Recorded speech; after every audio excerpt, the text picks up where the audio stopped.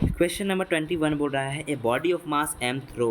vertically upward attains a maximum height at what height will its kinetic energy be 75% of its initial value। यानी बोला है कि कोई भी ऑब्जेक्ट है जो कि m मास का है और उसको फेंका गया है नीचे से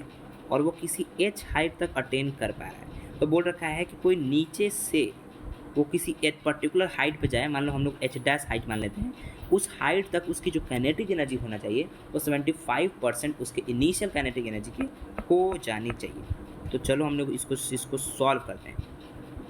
तो चलो, तो सबसे पहले हम लोग यहाँ पे मैकेनिकल एनर्जी थ्योरम के बेस पर हमको सॉल्व करने वाले हैं कि जो भी काइनेटिक एनर्जी थी वो ऑलरेडी किसके है भाई, टोटल पोटेंशियल एनर्जी में तो कन्वर्ट होगी ही होगी, क्योंकि कोई यहाँ पे रजिस्टिव फोर्स नहीं है। तो हमारा पहला कंडीशन तो ये हो गया कि काइनेटिक एनर्जी जो है वो बराबर हो जाएगी mgh की। लेकिन हम लोगों को कब का हाइट चाहिए, जब काइनेटिक एनर्जी उसके कब तक पहुँचे, उसके 3/4 यानी 75% of total initial kinetic energy के हो जाए तब। तो यहाँ पे सबसे पहले मान लो हम लोगों ने काइनेटिक एनर्जी दिया और वो 75% यानी 3/4 ऑफ द